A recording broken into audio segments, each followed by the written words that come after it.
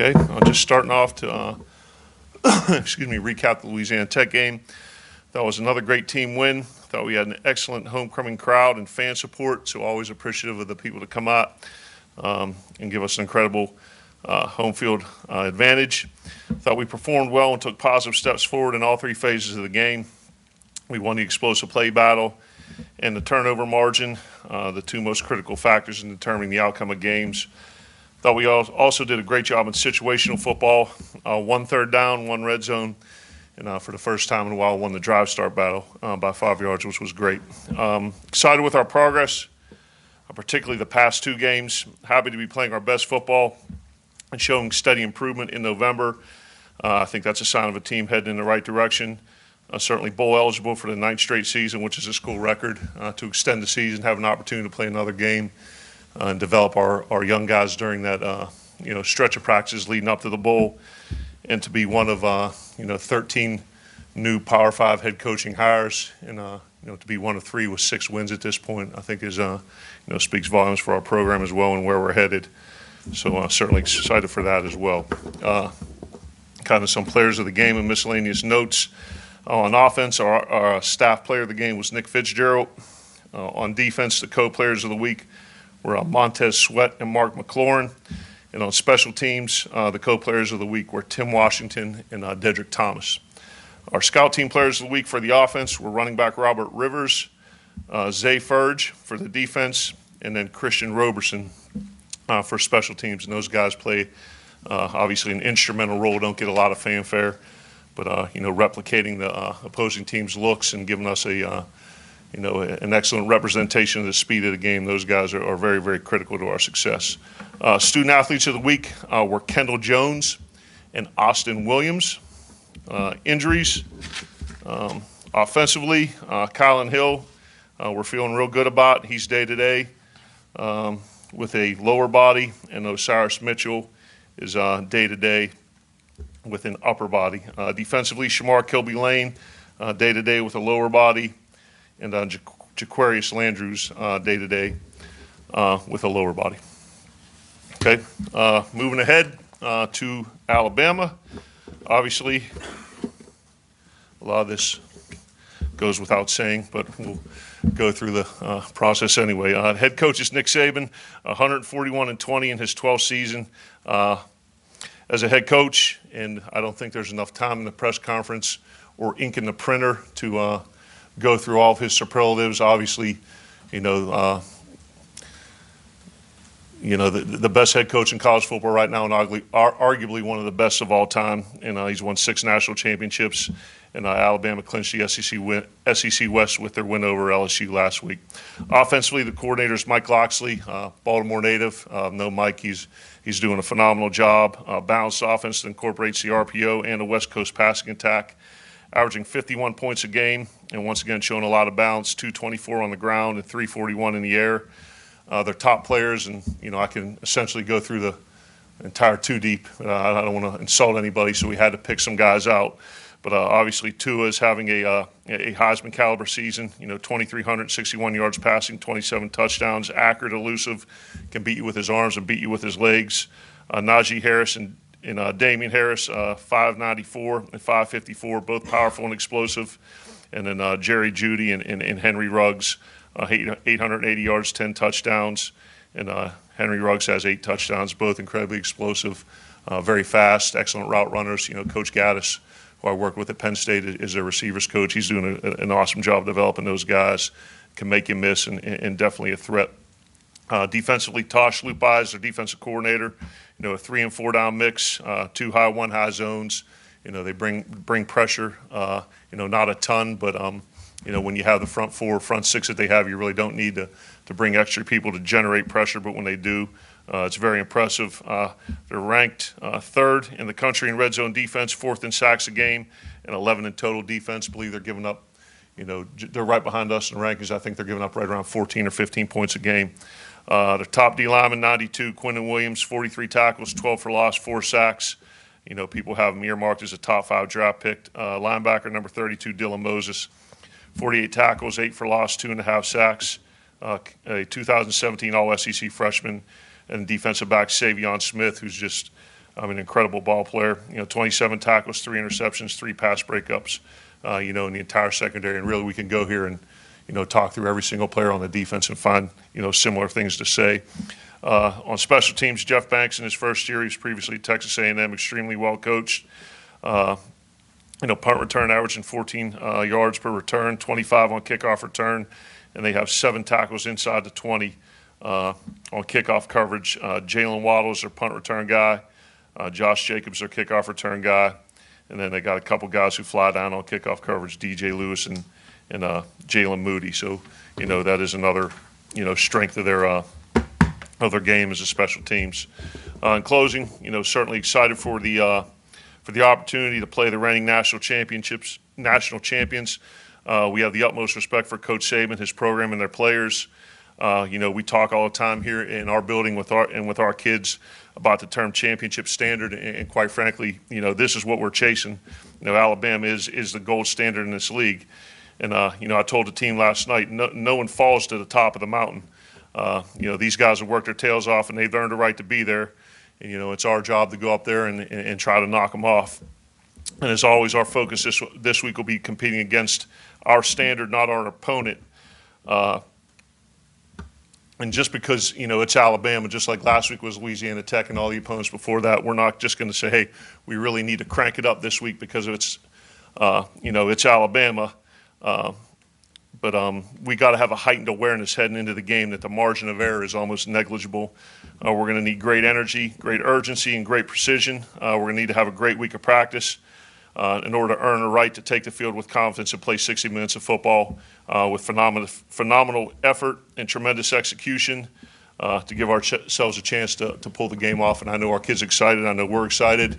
And, this is part of the reason why I came here. And I know certainly this is part of the reason why our kids chose Mississippi State to compete in the most competitive division in all college football and have a chance to play against a team of Alabama's caliber. So with that, any questions? Coach, Nick Fitzgerald's posture in the pocket as well as his ball placement on deeper throws has been markedly better. What do you attribute those advancements to? I think, a few things. I think we've, talked to him about reacting and not thinking on game day. Don't want him to have paralysis by analysis. So we kind of talked to him about, you've done the week during the week, be confident in what you do, take your drops, make your reads, and see what you see and throw the ball. I think we've, I don't want to say simplified some things, but tried to, everything during the week, make sure we're putting our kids in position to be successful with the schemes. It's not what we know, it's what they can execute. And I think the line's done a good job protecting. The receivers have gotten open, and all that's kind of come together nicely the past 2 weeks. How far? I guess how many plays do you go when you script the open? How many plays do you have in mind when you script the opening sequence of a game? Yeah. It varies by week, and I'd say historically it's anywhere from 16 to 24, depending on the week and depending on what the defense does. What do you try to accomplish with that script? I don't want to give the state secrets out now. No, but what we try to do is, show the formations that we have, and really want to see how people are defending us more than anything. So making sure we're getting through our formations, have some plays that give us an opportunity to be successful and move the ball, and then once you see how teams are playing you, the possibility of generating some explosive plays based on those looks. And I think that's what most people kind of do the same thing.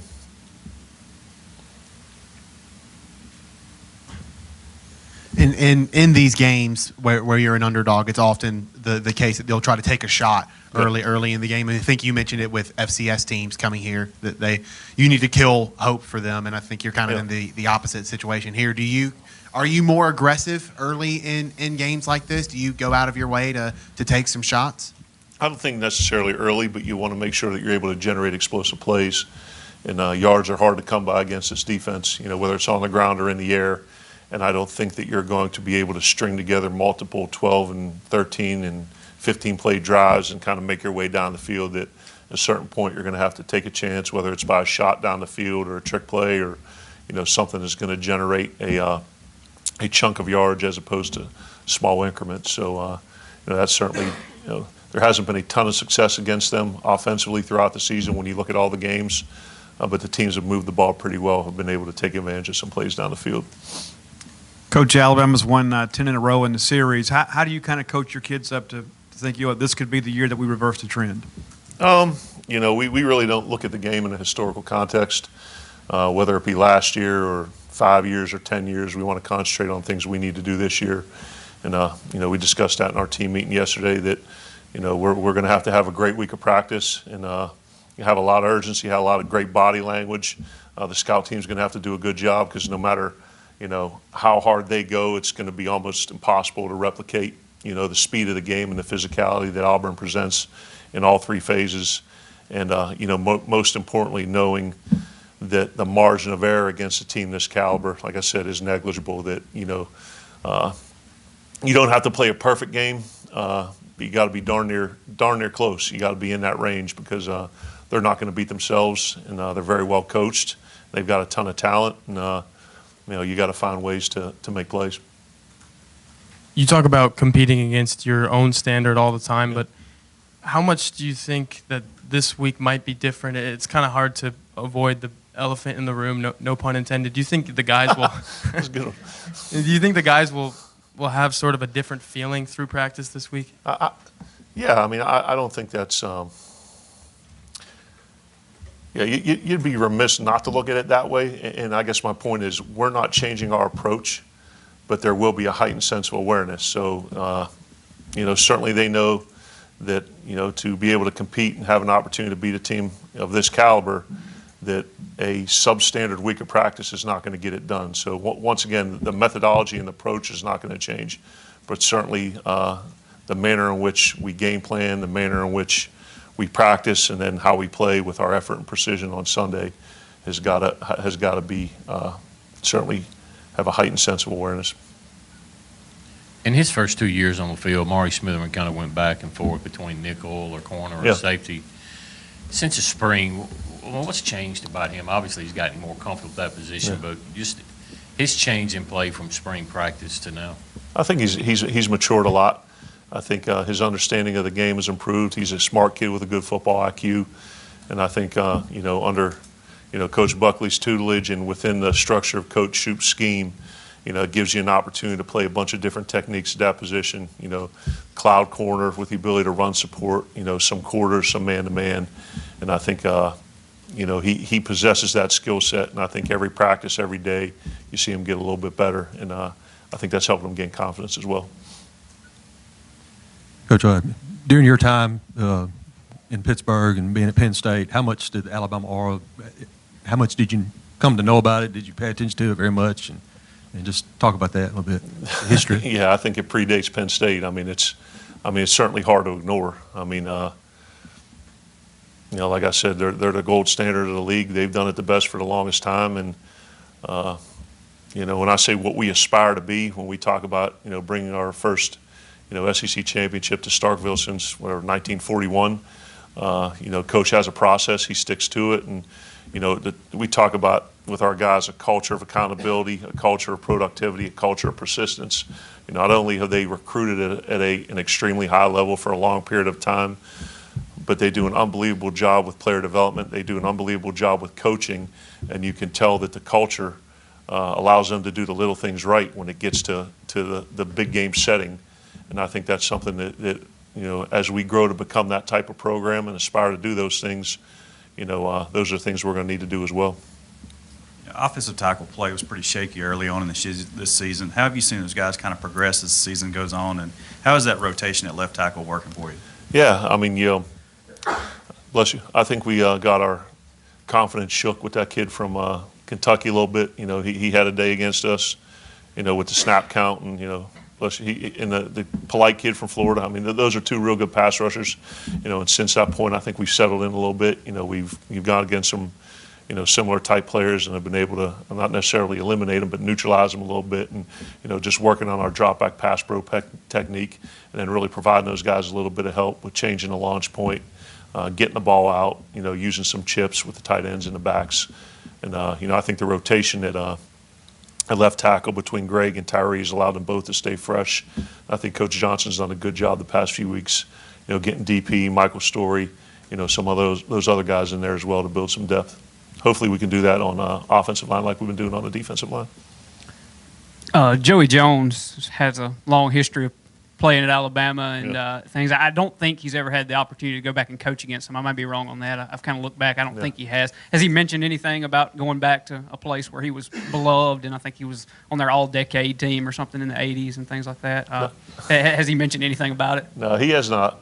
So I'm sure Coach has got a lot of great memories from Alabama as a player, and he's certainly beloved there, and deservedly so. But I think he's bleeding more maroon and white than crimson now. So I think it'll be probably great for him when he goes back in there. I'm sure it'll be emotional and very positive.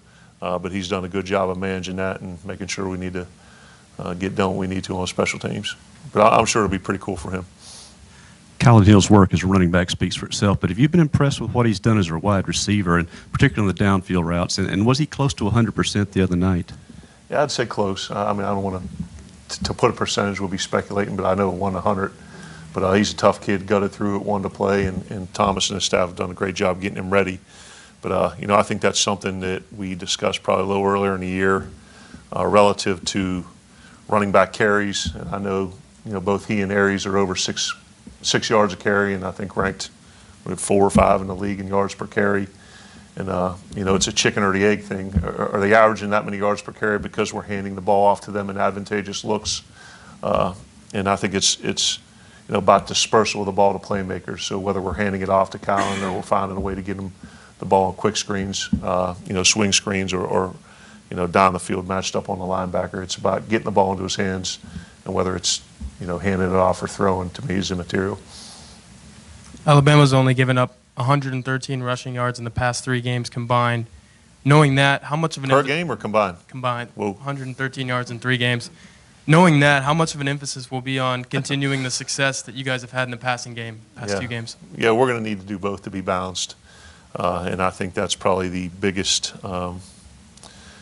change or sign of growth with the offense from LSU to now is, one, a concerted effort on my part to get back to what I believe, which is dictating the tempo of the game and not reacting to it, finding a way to be balanced. That if teams are taking away the run by numbers or support, our willingness and ability to throw the ball in either the quick game or down the field. And you're not going to, you watch all these games, you're not going to make a living handing the ball off up the middle against this front. It's just not realistic. So we got to be creative in the ways that we run the ball, creative on the ways we get it on the perimeter, and quite frankly, being able to protect and get guys open. So, it's going to be a huge challenge. It's an excellent defense. Coach, you mentioned that Tua's having a Heisman caliber type season. Is the approach going to the week to make things, more difficult for a talent like him rather than to just outright stop him? Yeah, I hope so. I hope we're able to make it difficult on him. But he's, I said, Coach Loxley's done an unbelievable job, in his first year as a coordinator. I think they're up over 550 yards a game of total offense and over 50 points. So once again, with great players like him, I call them game wreckers, that they're able to take the game over by themselves. I don't know that it's ever necessarily a matter of stopping them as it is neutralizing them or containing them. And, that's our hope with him. And that's why I'm a proponent of the dual threat quarterback, because, he's a guy that could drop back, stay in the pocket, make his progression in his reads, and push the ball down the field. And at the same time, beat you with his feet on design runs. Or some of the big things you watch is when the play breaks down, he scrambles out of the pocket, and you see Ruggs or Jerry Jeudy kind of, flush out of there and make a play. So, he's a guy that certainly merits a ton of attention. And I know Coach Shoup and his staff are going to do a great job of putting a plan together. You mentioned the swing screen concept for Kyle, and he's gotten a lot of that. It's common for running backs to get a lot of targets in your system. Is that exact swing screen concept common, or is that something that Kylan's been getting more of? I think very common. Yeah, it's been kind of stable. Yeah.